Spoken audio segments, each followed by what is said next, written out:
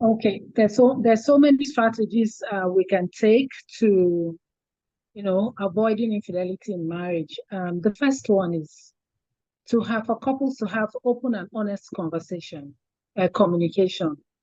I think to for every solution in life, there has to be, communication. Some couples don't talk to each other, they don't speak, and then they don't listen as well. So it's not just about the man talking, it has to be vice versa. Like I see in most parts of Nigeria, due to cultural influences, the woman would always listen and the man talks. After talking, sometimes he doesn't hear her out.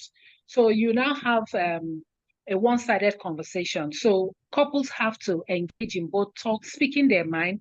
Honestly, there has to be open communication and honest. Say exactly how you feel, regardless of what aspect of your life that you feel pained about. And then when it comes to the sexual part of intimacy, and then why women don't speak, our cultural background also holds women back because what we see and when they're coming for counseling is women complaining they don't feel loved, they don't feel the husband doesn't excite them, they don't feel any form of excitement during sexual intercourse. And these are conversations we try to shun, but these conversations need to be had. We try to teach, when we teach love and life, which is the Bailey's method, you cannot effectively teach love and life if a couple are not in tune with each other, if they don't have an honest communication going on. How is he going to know about her body signs and when she's fertile and infertile and those kind of things, And then if couples also do not share with each other and communicate effectively, how are you going to know what the other person is feeling? So there's always going to be this assumption and perception. So as long as we don't speak our mind, and then it's not only about sitting down to talk, because I know some men don't like to sit down to talk. What about the WhatsApp? What is it for? If you cannot talk, you write, you text, you put something on the bed, get his attention as he enters the car. There's something that you're saying, find ways, even your body language, find ways of communicating to your spouse, about how you feel. Then, secondly, couples have to prioritize physical intimacy, because when life happens and the children come, some women carry it on their head, especially when it's the first child. The marital bed becomes the baby's bed, then the man starts feeling neglected. There's in cases where there's more than one room, why all of a sudden does the baby have to sleep in between both of you? And you deny him of everything, even to hold you, you deny him of any physical contact. You're so into baby, baby, baby. That's always a first child excitement. But I need the young ones here who haven't gotten to that to be mindful of that. It's also the men also are part of. He's your first love, and before the baby came, marriage is companionship before the offspring. So we need to be mindful of that. And then to avoid infidelity as well, we have to resolve conflicts promptly. I think we had already said that. And then setting boundaries. So you have to, as you're getting married, remember the exes, whoever you have dated in the past, you have had any kind of relationship with in the university and all of that. These are exes. They are gone. That's why they are exes. What is that thing that you're doing as a man that your phone is locked, or the wife, your phone is locked and your wife cannot even pick up your phone, even to maybe his battery is down, he wants to do something, check something online, you're jumpy if your partner picks up your phone, because anything that you cannot do in your wife's presence or your husband's presence will lead you with the other sex, leads to infidelity. Some women are very free when their husbands are not around, and the way they say hello to friends, male friends. If you can't hug this male friend in front of your husband, then don't hug him behind your husband. You have to maintain the status quo. Boundaries have to be set, forms of communication with the opposite sex. Your husband has to be able to say, no, I don't want you hugging anybody, or you say, I don't want you hugging these people. You people have to have a mutual understanding, you know. And then another thing is maintaining individual growth and self-care. Sometimes we lose ourselves in marriage, one person's career and goals are being met and the other person is stagnant. So when such a thing happens, the other party begins to feel, oh, I'm not worthy. There's nothing I'm doing that makes sense. Why don't I? And you're not listening to your partner. It's only about you. You're always talking about your goals and your aspirations, and the other person is stagnant. Couples have to be very careful of this, and they have to be able to listen to each other so that your spouse doesn't find comfort. That's what leads to emotional infidelity. At that point, your spouse finds comfort in somebody else, and then there begins to be a disconnection right there. And then some others don't they have to build a strong spiritual foundation. Couples that pray together stay together. Families that pray together stay together. Because I don't know if couples know how deeply, how strong they are as a couple praying together.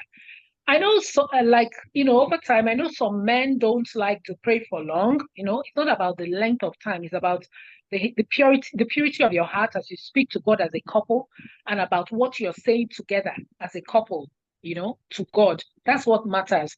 If you build a strong spiritual foundation for your family, you pray together as a family, then your focus is on God, who is the creator and architect of marriage.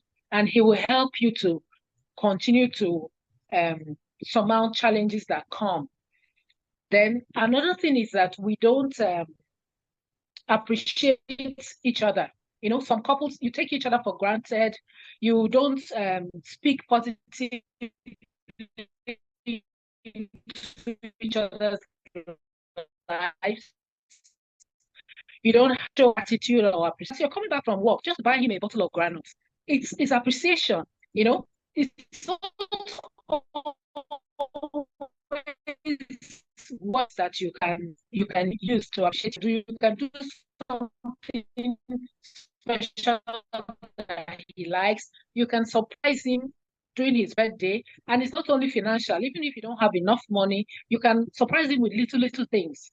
Maybe if he likes pounded yam, and because of time and all that, you're always making Gary because Gary is quick. Why don't you take one day, just one day in a month, and pound that yam?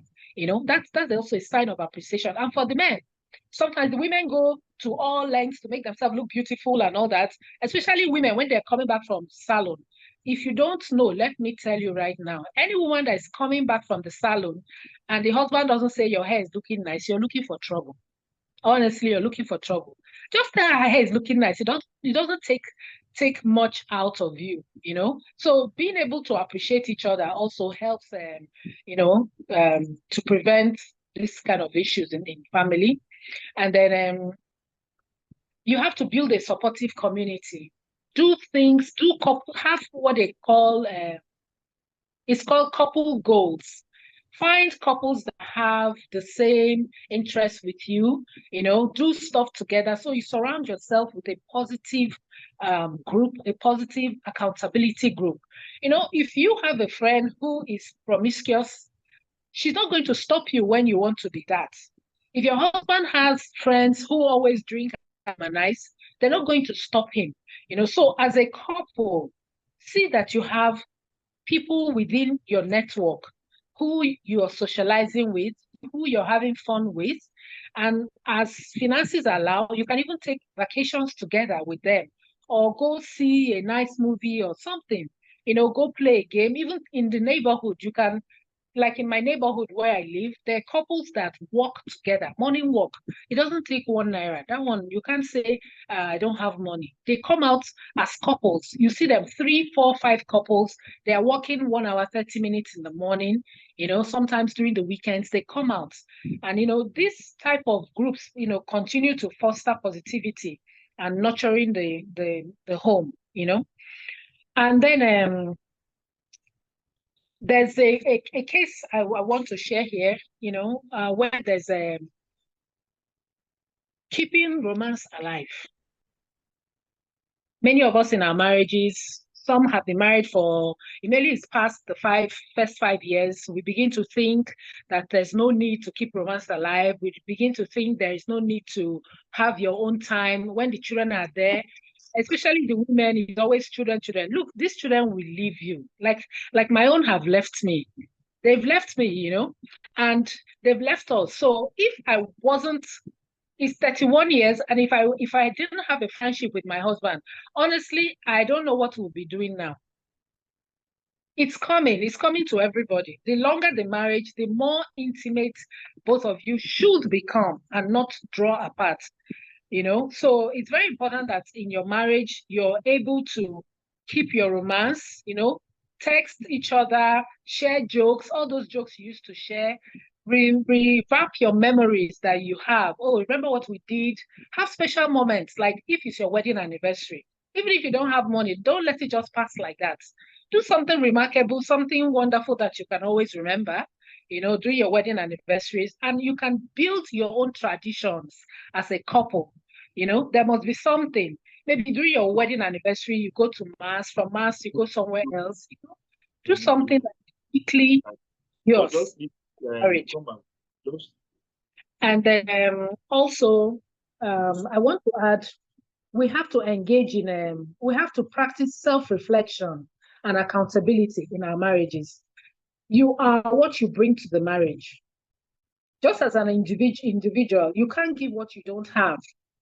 You can't give what you don't have. So as a woman or a man, if you want to avoid infidelity in your marriage, you have to be self-accountable first. You have to be accountable to yourself, and you also have to practice self-reflection, especially when there has been miscommunication in the marriage. You have to be able to accept your faults and go back and say, what did I do wrong? How can I make it up to him? How can I make it up to her? How can I do better? Because many of us, we just go on, like we just fire on, as they say, and then we don't, take a step back and look at ourselves and how far, what we're doing. Then let me just end here. There's another thing I want to share with you. People have cultural and societal influences affecting their marriages, especially when from our nurturing, our parents, the way we were raised, the community we were raised in, in some culture of Nigeria, some believe it's okay, to have a wife, have 3 children outside, have, all those kind of behavior. Some people behave like that. Sometimes it's not even culture, it's just the way you saw your father behave and all of that. So when we as couples know that these kind of things have affected us, it's very important to share with our spouses. So that's why courtship is very important. When the church says 6 months for courtship, we think it's a joke. There's a lot of conversations that should be going on, between people who are about to get married. There are a lot of conversations that should be going on, and people expressing to each other, couples expressing to each other their weaknesses, so that if something happens, you even have a man who's supportive of you or a woman who's supportive of you, knowing that you didn't behave this way just because you wanted to be unfaithful, but because it was something that surrounded you as a child. And that partner will in turn turn out to be somebody who's supportive and can probably help you through that, And then there's some other vices like alcohol, drug abuse, and stuff like that, which, when people are under that influence, they seem to lose their guard and they misbehave. Yes. So let me just leave it at that for now.